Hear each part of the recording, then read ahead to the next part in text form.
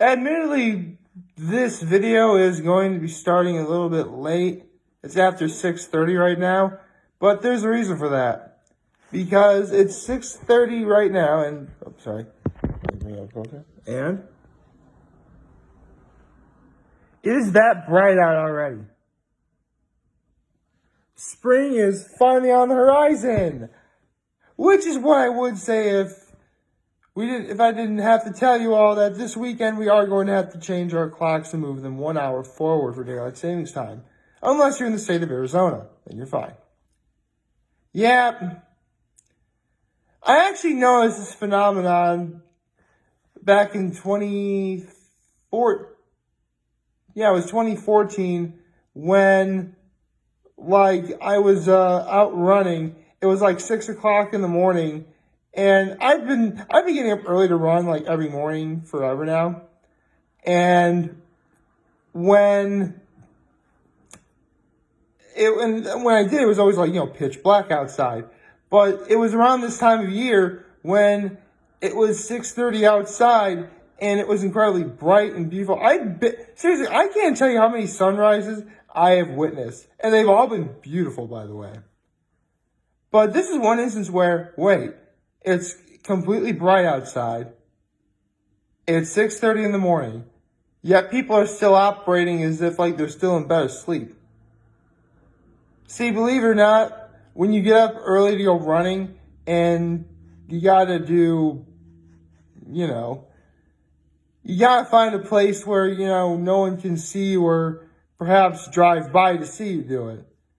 And needless to say, I was completely worried when, I did have to go that one time in the day I'm talking about, back in 2014. And, okay, I have to go, and I think I found a nice hiding spot to do it, but is anyone going to drive by and see me? Oh, no. Yeah, it was crazy. But, yeah, that was one of two major advantages I ever got, getting up as early as I did to run. The first was you had to, the first is that technically you could almost go to the bathroom wherever you wanted to if you had to. I didn't actually abuse that, by the way. I was very choosy wherever I went. As long as it was incredibly off of the road, away from the possible public eye. And the others, well, actually, it's sort of a combination of two things.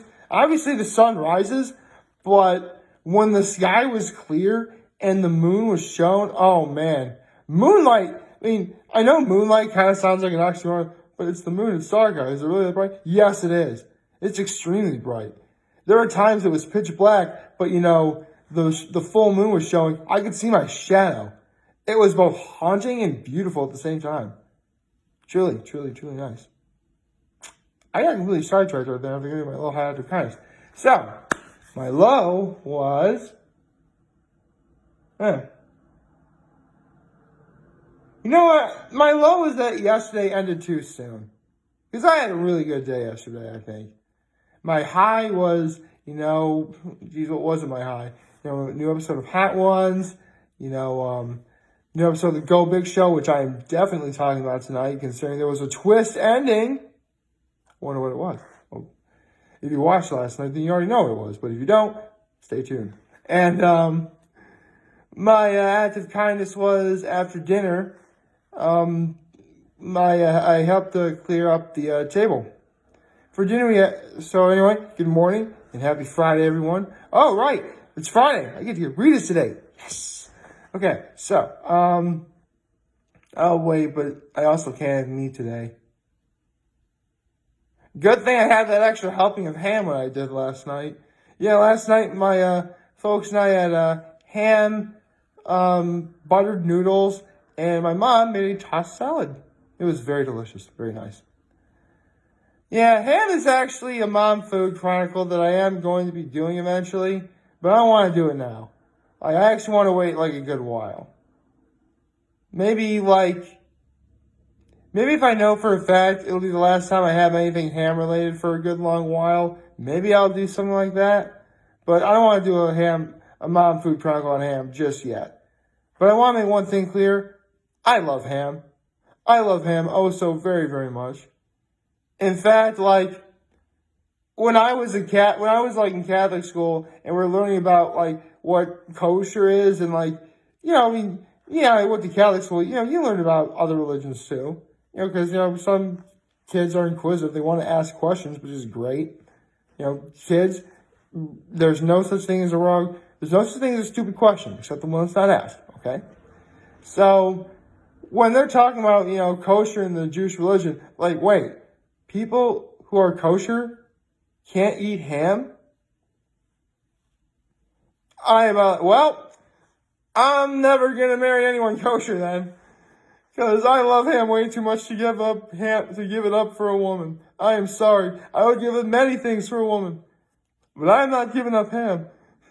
Someone's probably gonna kind of like, but what about bacon? Don't you bite your tongue. You bite your tongue if you think I ever give up bacon either. Or sausage. I don't give up. Pretty much anything pork related I'm not giving up. I am sorry. Yeah, I know. Well, I am really not selling myself for anyone who's a vegan, am I? Okay, I'll change stuff. I do have some things to talk about. So,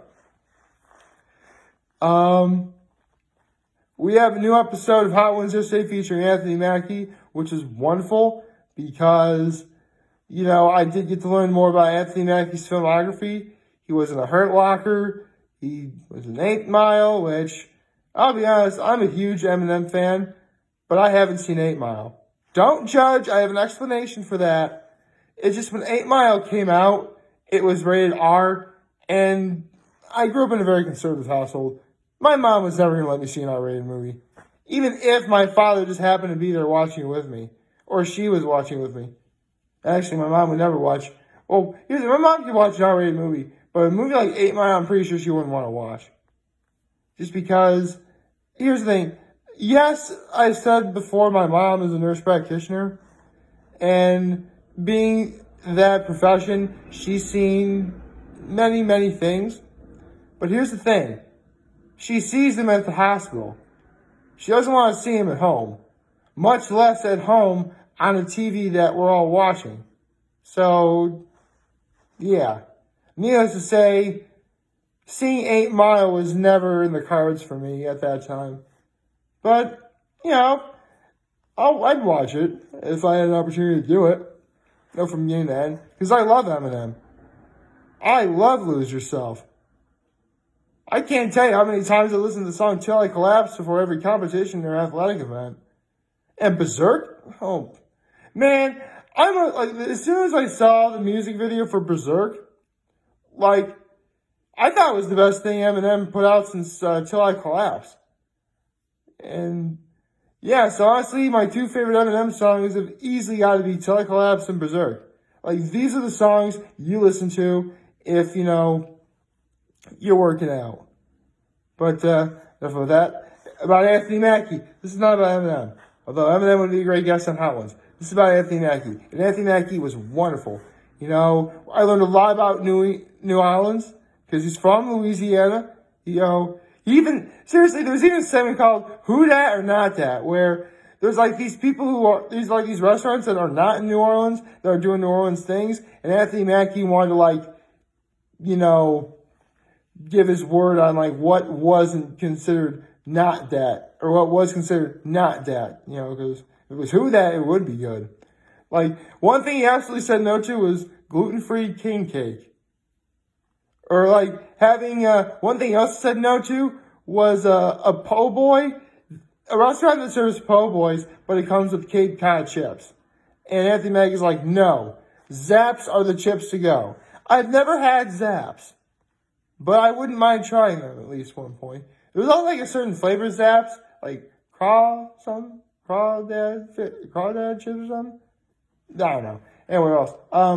I learned about how the secondary and tertiary characters in a movie may technically be better than the actual lead in the movie. That's actually really cool. Because, when you learn more about these secondary and tertiary characters, there's actually some world building that goes in. And who doesn't love world building? That's great. What else? he actually handled his wings pretty well. And, he talked about how he's really big into, fishing. He told us his, best fish-related story that was scary. Yeah, it was a great episode all around. Needless to say, this is a really good episode of Hot Ones. It's probably not going to go down in canon as one of the greatest of all time, but this was still very, very good. I can't complain. Anyway, enough about that. Let's talk about the Go Big Show because there was a surprise twist at the end. So, last night, they had 6 acts. Only one got to move on. It was between the monster truck driver, the woman who shot arrows with her legs, the redneck archer, the torture guy who's the sword swallower guy. What else? There was the handstand guy who, he had his mom help him. That was adorable because his mom supports what he does, and that's really cool. So parents, be sure to support your kids. And a cowboy-cowgirl duo, which, honestly, in the first group, it was the sword swallower, the archer lady, and the monster truck driver, and the sword swallower one. But in the second group, in terms of who got to move on, it was between the redneck archer and the cowboy-cowgirl group. And honestly, had the redneck archer not have been as accurate as he was, he would not have moved on. Because everyone loved that cowboy-cowgirl duo. I loved them too. But it's like what Cody Rhodes said. If the redneck archer wasn't accurate, we'd be singing a different tune. No one could have predicted he'd be accurate. Which, he's actually right. One thing I've noticed watching the Go Big Show is we've had several acts. All of them pretty good in their own right. In which, it involves trick shots or, accuracy, stuff like that. And while there have been a lot more hits than misses, when there's a miss, it really sticks out. It's like a bunch of positive, good little things, but you have several giant, negative things. And unfortunately, even though there's fewer negatives than positives, they just barely outweigh it enough to bring you down and, you don't get to move on. So, at first it seemed it was between the redneck archer and the sword swallower guy. And the sword swallower guy wound up winning, excuse me. But there was a twist. For at the end of the episode, the twist was the 3 contestants who made it into the elimination, in which they didn't get to go to the finals, had an opportunity for the judges to pick who got to move on. Yeah, so that seems really took a lot on me. Anyway, the judges deliberated, and it was between the tightrope guy, the redneck archer, and the ramp jumper. And they had to really weigh down who was going to go on. And I came to the conclusion who they came up with, by the way. Why they came to the conclusion they got, which I'll reveal in a minute. See, the redneck archer, his act is only going to win the final if and only if he is 100% accurate like he was last night. Now, that's possible to do, but again, I just said, a lot of acts involve trick shots and accuracy and stuff like that. They have intent to miss. And if the redneck archer missed one thing, it'd be over. It'd almost be a complete waste of having anyone go on. But then you have the tightrope guy who, if you recall, in the last act he did, he broke a world record for doing, backflips on a, or, was it backflips? Or was it front and backflips? But a number of flips on a rope like that. He broke the world record, which that's impressive in of itself. I don't care what anyone says. But here's the thing. You broke a world record on national television. That's something that's probably not going to be seen again for quite a while, if anything. How are you going to go bigger than breaking a world record? So they came to the logical conclusion. They went with the skateboard ramp jumper, who in his last act, he did it over a wheelbarrow. Or, no, it was an empty barrel. Empty barrel is what he did in. So, no, actually, the barrel did have wheels. Not the same thing, though. But, yeah. Honestly, if I could pick 4 acts to move on to the finals, yeah. I'm okay with these 4 moving on. I really am. I mean, I don't know who's going to win.